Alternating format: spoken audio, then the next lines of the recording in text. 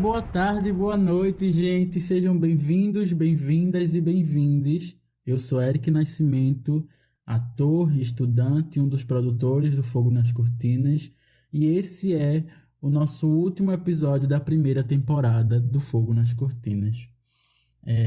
Vocês não fazem ideia do quanto eu vou sentir saudade de falar a abertura, de ouvir os bom dias, os boa tardes, e de ouvir a vinheta também. Eu amo a vinheta. Inclusive, eu queria aqui já deixar um beijo e um beijo virtual à distância, infelizmente, e agradecer a participação de Yuri Bailey, responsável por nossa vinheta. É, Falando sobre nossa primeira temporada, agora abrindo esse episódio, me bate até uma nostalgia e uma gratidão em pensar o quão grande e o quão potente foi essa primeira temporada, gente.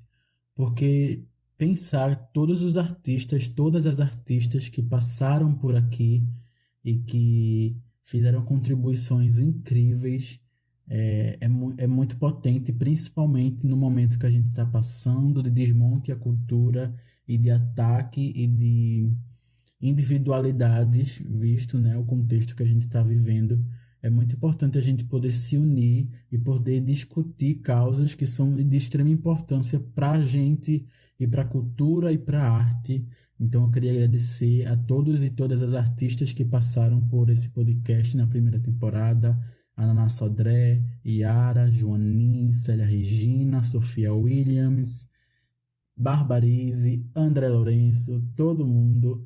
É, é muito interessante ouvir os episódios e perceber as especialidades e especificidades, na verdade, de cada artista, sabe?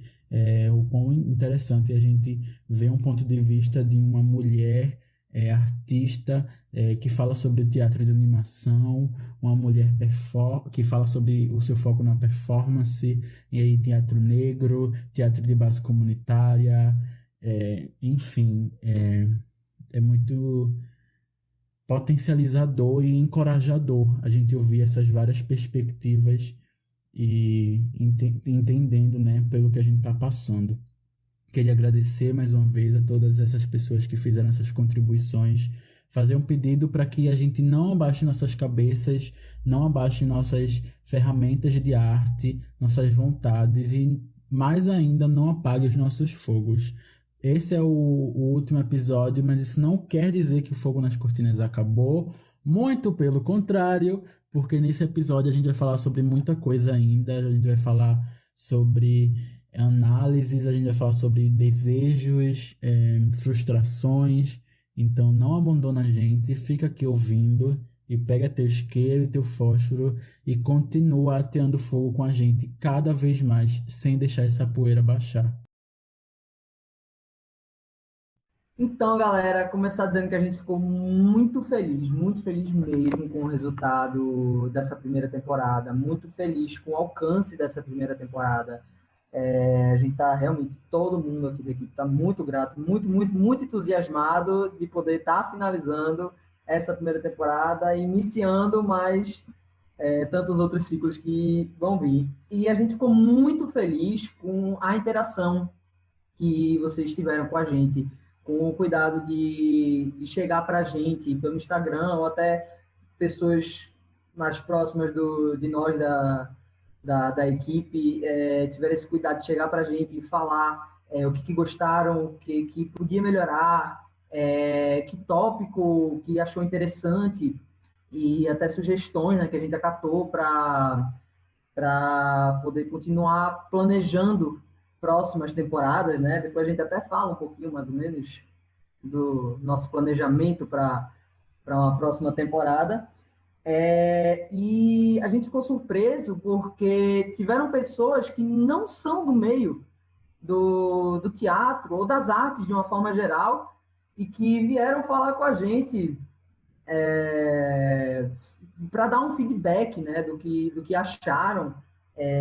Até foi o primeiro contato delas, talvez, com sequer o termo gestão cultural, né? Até acho que agora há pouco alguém falou com o Nath, não foi, Nath?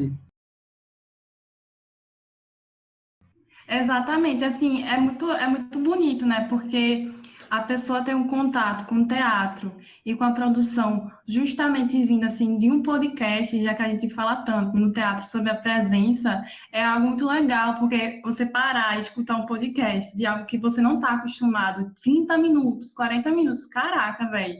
E assim, eu acho interessante porque no depoimento que eu tive, no comentário, a pessoa disse da questão da acessibilidade que teve na linguagem, e que é uma coisa que a gente toma muito cuidado, porque quando a gente fala de arte, querendo ou não, a arte não é para todo mundo.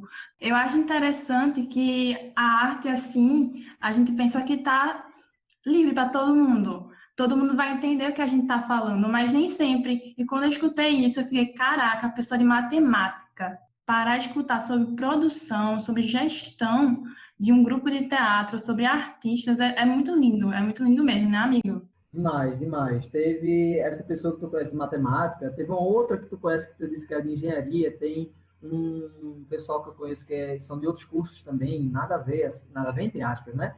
Que não são cursos de artes, que também escutaram e ficaram, cara, muito massa, assim.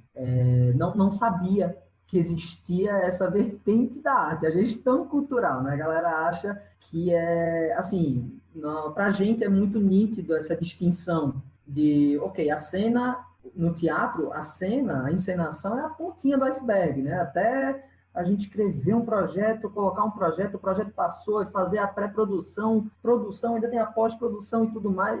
Todo esse processo, para essas pessoas, não é tão distinto esse processo. É muito massa ver que muita gente teve esse primeiro contato, né? E que... Diz, Ana, a Ana quer falar.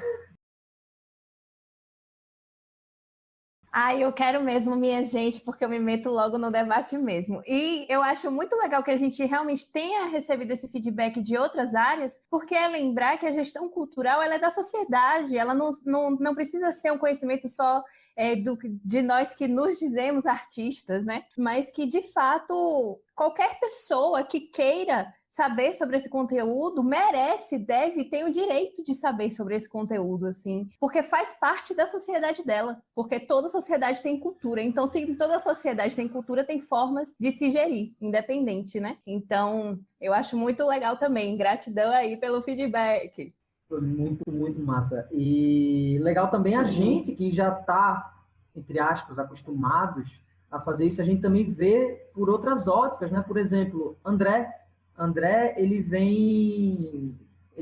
é de Carpina, então a gente está acostumado, pelo menos eu que moro na capital, a maioria daqui que mora na capital, está acostumado a ver por essa ótica também da capital, né, da região metropolitana, e como é que a gente enxerga essa gestão cultural de uma ótica de uma pessoa do interior. O João Nin, que é um nordestino, mas está hackeando esses espaços lá em São Paulo, né, como ele fala. Então, é uma ótica nordestina, de um gestor cultural, de um produtor cultural, de um artista nordestino, fazendo arte em São Paulo, lidando diretamente com a gestão cultural de São Paulo, né? Diz, Nath. Não, eu ia comentar justamente isso de João, porque na conversa que a gente teve com ele, ele falou sobre pegar o que é nosso, né? O nosso por direito, sobre o artista ocupar esses espaços, né? Porque quando a gente pensa em arte, a gente pensa logo Rio, São Paulo, e vamos para lá, né? Vamos ver como a gente pode fazer para ganhar nosso ganha-pão lá. Então, a realidade do João é uma que eu fico assim, maravilhada, porque agora ele lançou o livro dele, Tibira. Teve todo um movimento muito grande para fazer isso acontecer. Foi por lei, foi por edital, que nem a gente, né, fazendo podcast. Então, assim, por trás disso tudo, houve uma gestão, uma produção imensa que a gente nem consegue imaginar. Por mais que a gente tenha trabalhado nesse. Hoje em dia eu fico, meu Deus, é muito difícil, não é fácil fazer isso acontecer, não é fácil. Desde convidar alguém, por que estou chamando essa pessoa? Cada pessoa que a gente chamou aqui foi, assim, um carinho imenso.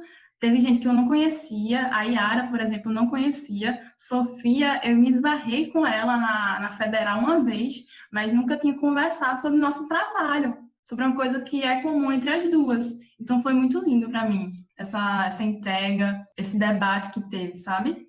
E aí, gente, assim, isso tudo para dizer, interajam com a gente vai continuar fazendo posts nas nossas redes sociais para incentivar essa interação, porque para a gente é muito, muito, muito, muito rico ouvir de vocês, as sugestões de vocês, ouvir o que vocês gostaram de ouvir quem vocês gostariam de ouvir aqui no Fogo nas Cortinas. É muito, muito boa essa interação para a gente, é muito boa mesmo.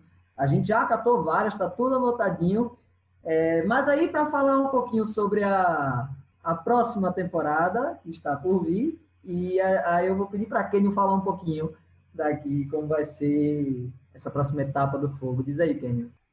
Então, é muito massa ouvir vocês falando sobre interação, né? Porque você pega essa palavra interação, você começa a pensar que tipo, a recepção das pessoas, ela nos faz pensar, né? Nessa interação, em como você interagir, não só com a gente, mas depois quem nos ouve, né? Não interagir não só com a gente, mas depois, tanto na sua arte, nas suas gestões, na vida, né? E influenciado por esses episódios, né? Dessa primeira temporada. E isso faz muito sentido para mim. Foi aí que eu comecei a pensar, né, sobre o que vocês estavam debatendo, o que eu ia falar, né, que é essa próxima temporada, né. Eu gostaria de começar, né, falando um pouco, né, na verdade, refalando, né, algo que Yara, né, que acabou de ser citada pela Nath aqui, né, falou no episódio que ela gravou pro Fogo, com o Eric e com o Lucas, né. Ela fala sobre uma noção de tempo, né, um tempo diferente do tempo que nos foi dado, né. E isso assim como ela, né, pensa essa questão de tempo, o tempo também é algo que transpassa, né, minhas criações, e isso me fez refletir muito, assim, por isso que optei por citá-la, né, para que nós pudéssemos entender que essa minha fala sobre essa suposta temporada agora, né, do Fogo das Cortinas, ela vai vai seguir uma lógica um pouco não convencional, né, de tempo, né, do tempo que nos deram. Ou seja, quando a gente começa falando da próxima temporada desse podcast, eu falo que ela já começou, né? No mesmo momento que a gente finalizou essa primeira temporada. A gente já iniciou essa próxima. Pelo fato que tudo perguntado por nós, né? Perguntado por nós aos entrevistados, entrevistadas, e tudo que foi compartilhado por essas pessoas que foram entrevistadas, a partir do momento que isso passa e vai para esse espaço desse bio virtual da internet, já está acontecendo em outro tempo que não é mais aquele tipo, passado, presente e futuro, né? Esses compartilhamentos já se foram. E eles se foram através daquela mesma cremação que eu falei lá, tipo, no primeiro episódio. O que foi compartilhado, né, já está captado em nossas mentes e nossos corpos, e já está sendo praticado em nossas ações, mesmo que a gente não perceba, que seja como fosse de uma forma inconsciente para nós. Então, a segunda temporada do Fogo nas Cortinas, eu digo que ela já começou, né, com todas as pessoas dando play nessas gravações, em todas as plataformas que estão essas conversas, esses diálogos, esses agrupamentos, em todas as plataformas que foram compartilhadas, né? E nós 7, né, temos sim o desejo de efetuar. Isso não é uma despedida, a gente tem um desejo de efetuar mais uma série de gravações com artistas, né? Só que agora a gente pensa também, né, de poder abarcar todos os estados do Nordeste, né, para poder compartilhar esses desvios de várias perspectivas, né, com vocês que nos escutam aqui, né, nesse tempo. No tempo que eu não sei qual é, porque eu não sei qual é o tempo que vocês me escutam, né?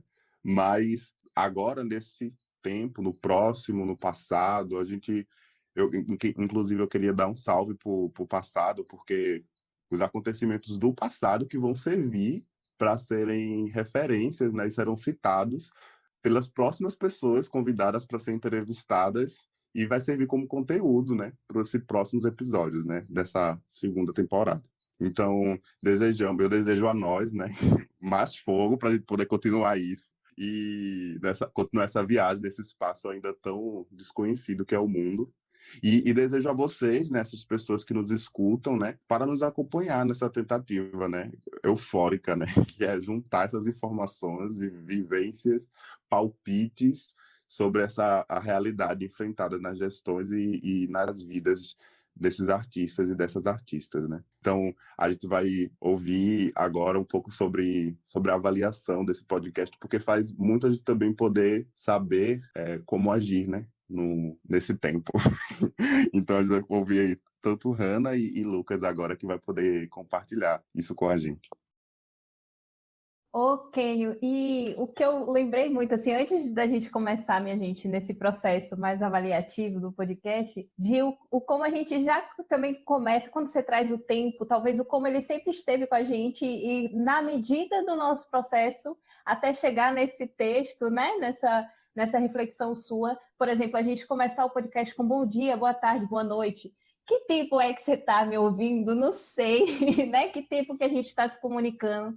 Mas é muito louco como a internet possibilita a gente se comunicar para além da presença que a gente acha que é, né? Aqui e agora, talvez, em que tempos estamos. Na faculdade a gente também já teve discussões, né, de quantos tempos existem no mundo, né?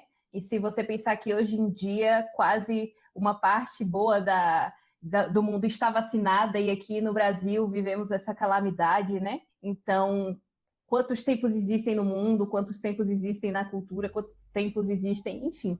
E você falando, a gente ficou aqui antes, eu não pensei nisso, só que agora a gente botando para gravar é incrível, minha gente. Botando para gravar, você lendo e comentando, eu pensei sobre isso. Bom, minha gente, a gente resolveu compartilhar com vocês um pouco da nossa avaliação no meio do processo do podcast. A gente acha que isso é muito importante também, pensando que o podcast a gente pensou como uma ferramenta pedagógica também, assim, no sentido mais, não sei, mais transformador de pedagógico, assim, da gente poder ter formas de chegar em informações, formas de acessar conteúdos, de acessar processos, né, da gente conseguir, de vocês trocarem com a gente os processos de vocês verem os nossos processos, e a avaliação como parte do processo é muito importante. A gente aprende muito isso em licenciatura, a gente aprende muito isso na arte e com certeza na vida, né? A avaliação, ela é fundamental para que a gente continue fazendo e cada vez melhor. E aí eu, como todos os meus colegas da UFPE me conhecem, sabem que eu vou falar das partes mais espinhosas do processo, né? Que eu adoro falar disso. Então, a gente se reuniu e resolveu colocar assim o que tinha sido de falta, o que faltou e o que foi de potência, né? O que a gente conseguiu alcançar, o que a gente alcançou e nem sabia que alcançaria. Então a gente vai caminhar nesse processo também, tá? O que a gente viu de falta? E aí é uma coisa que eu sinto bastante, eu vou compartilhar com vocês, da nossa condição mesmo de educação brasileira, né? Quando a gente começa na pesquisa, como que se pesquisa, o que eu preciso pesquisar, né? Todo o processo da curadoria, todo o processo da gente entender, por exemplo, a captação de áudio. Quem escutou aí os episódios sabe que a gente tem uma questão ali, né? A gente tem alguns episódios que não estão em tão boa qualidade de captação de áudio. Então, tudo isso que é no processo de pré-produção, né? A gente foi muito na cara e na coragem, mas também apresentando as dificuldades que a gente tinha, por exemplo, em chegar em uma informação, em mexer em tal instrumento, né? E isso eu acho legal compartilhar, porque é uma questão também que se aprende, né? Eu imagino, assim, é uma questão, se pesquisar se aprende, fazer um projeto se aprende, escrever um projeto em edital se aprende, assim. Então, isso com certeza, né, tá bastante no nosso processo de pré-produção ali, algumas questões que a gente não se atentou e que vão desencadeando alguns problemas. Então é um aprendizado que a gente leva do podcast. A comunicação, né, nesses tempos pandêmicos, nesses tempos de internet, de tantas presenças e de não presenças, assim como a gente estava falando, né? Então a comunicação por hora, às vezes a gente perdia, mas aí achava, e a gente até comentou de como é trabalhoso, mas ao mesmo tempo saímos muito encorajados, mas de como é trabalhoso é manter fogo, né? Manter esse fogo dentro, manter esse fogo pulsante, para a gente poder continuar. Mas a gente continua, a gente termina, né? E a gente avalia esse processo e sai com muita vontade de fazer mais, de fazer melhor. E aí eu já vou passar a minha fala para Lucas, né, meu bem, que tá aqui todo lindo, vocês não podem ver ele, mas eu posso, vocês só vão escutar a voz dele, maravilhosa, que inclusive eu tive um feedback, a galera amou, viu? Ai, vamos falar de coisa boa? Vamos falar de coisa boa, vamos falar da parte boa. Ai, meu gato tá até passando aqui agora. Então eu e a minha amiga Hannah, a gente ficou, né, com essa parte da avaliação. E nada mais justo do que depois a gente refletir muito sobre o que poderia ter dado, o que poderia ter sido feito de outra forma, o que poderia ter ido por outro caminho. Também a gente reconheceu o que a gente achou que valeu a pena, né? O que a gente achou que valeu a pena ter seguido esse caminho, as escolhas que a gente achou que valeu a pena tem persistido nelas. Eu separei 3 tópicos dentro de algumas questões aqui, mas primeiramente, eu acho que uma coisa que é certa entre nós 7 é que acho que todo mundo tem muito orgulho do projeto, né? Como um todo, assim. Então, só o fato do projeto existir e ele conseguir se materializar já é uma avaliação muito positiva para todos nós. Eu acho que a gente conseguiu fazer coisas que permitem que mais pessoas possam ter acesso a ele, como, por exemplo, acessibilidade, né, e todas essas questões. E eu acho que o projeto em si já é uma grande avaliação positiva. Uma coisa que, com certeza, a gente fica feliz por causa disso é porque ele é um projeto que nasceu numa disciplina da nossa universidade, né? E é uma coisa que a gente não vê acontecendo muito, assim, tipo... Já muitos trabalhos que eles nascem dentro de alguma disciplina, ele naturalmente acaba saindo para fora e fazer uma apresentação ali ou outra lá, mas não é uma frequência, né? Não é uma coisa que a gente está acostumado, assim. A gente faz muitos trabalhos incríveis na universidade e a maioria deles ficam engavetados, ou então depois que você apresenta para ter a nota, ele morre, né? Então, ter um trabalho que ele foi fruto de uma disciplina é um motivo muito de orgulho pra gente, é muito positivo isso ter acontecido, né? Então, esse projeto ele vem da disciplina de Gestão e Ação Cultural 1, e eu acho que é justamente essa uma das funções da universidade, né? Conseguir ter essa extensão com o entorno. E é uma dificuldade para a gente, assim, do curso de teatro. Às vezes a gente não consegue se relacionar nem com a galera da várzea, sabe? E saber que agora esse podcast, ele pode ser escutado, né, por qualquer pessoa do Brasil, isso é uma coisa bem positiva para a gente, assim, um grupo, pensando, né? E isso acabou possibilitando que a gente criasse diversas redes, né? Quando a gente expandiu, quando a gente quis sair dos muros da universidade, a começar o contato que a gente teve com todos os artistas, né? Que a gente entrevistou e conversou durante todos esses podcasts. Isso também é um grande ponto positivo, né? Que foi justamente a curadoria das pessoas que a gente gostaria de dialogar. Não à toa, eles não são pessoas aleatórias, a gente tem sim uma carência dentro do nosso curso, uma carência de falas mesmo, uma carência de falas mesmo, não digo nem de... É de conteúdo também, mas a gente tem uma carência de outras falas, de ouvir outras pessoas falando sobre o mesmo assunto. Então, poder ter essa curadoria, ela foi um processo de aprendizado imenso, assim, para todos nós.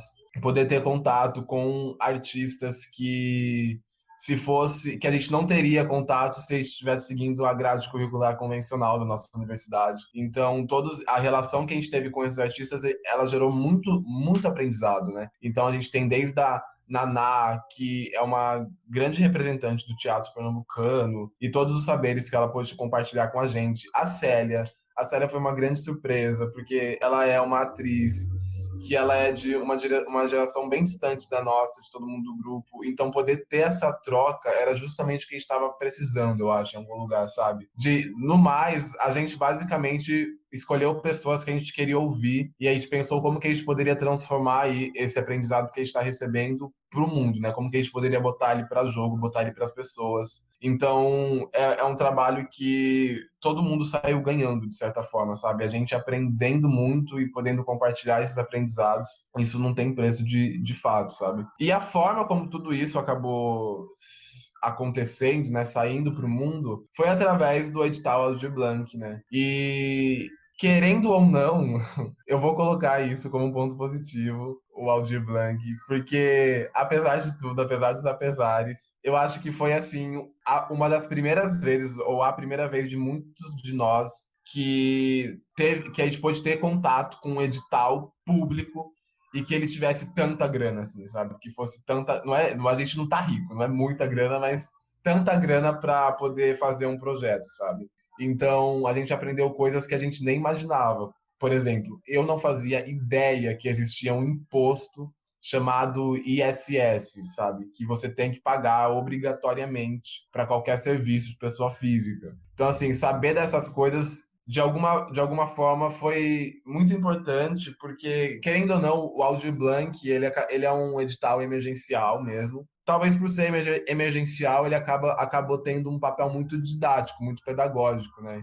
Então, esse primeiro contato com o edital, esse primeiro contato com uma folha de orçamento, esse primeiro contato com a prestação de contas, de alguma forma, eu acho que o grupo também se sente mais preparado para conseguir acessar outros editais hoje em dia, né? Até porque o Aldir Blanc não foi moleza, então tem muitos editais muito mais fáceis que ele. Então parece que esse lance de edital é assim, você conquista um, você já se sente mais preparado para o próximo, e vem o outro, e o outro, e o outro. Então, ter essa oportunidade foi muito legal mesmo. E é uma coisa que a universidade, ela de certa forma até dá, porque a gente tem alguns editais de cultura com valores bem menores dentro da própria universidade, mas é que por ser editais da universidade, você fica meio que ok, porque você é matriculado, todo mundo te conhece, enfim, todo mundo tem acesso aos seus dados, você se sente mais seguro, né? Mas quando você está falando de uma verba federal, no sentido de estar vindo diretamente, né, da pasta, ou que está vindo diretamente da Secretaria de Cultura, e tá caindo na nossa mão, assim, é uma barra, assim mesmo, pensar nisso, e eu acho que o Aldir Blanc, ele foi bom nesse sentido, né, porque ele foi um grande intermediário, ele foi um grande preparador para a gente conseguir se sentir pelo menos mais forte para encarar esses editais públicos de cultura, que afinal de contas a gente precisa devorar eles, né? A gente precisa saber encarar eles para conseguir ter uma renda a mais, para conseguir ter um trabalho a mais, para conseguir ter uma grana para fazer um projeto, né? Então, assim, esses foram alguns pontos positivos que a gente conseguiu levantar. E é isso, eu espero que todos vocês que ouviram a gente, vocês continuem aqui e possam ter tido a oportunidade de pegar coisas que a gente também conseguiu pegar e apropriar, assim, com esse processo do podcast.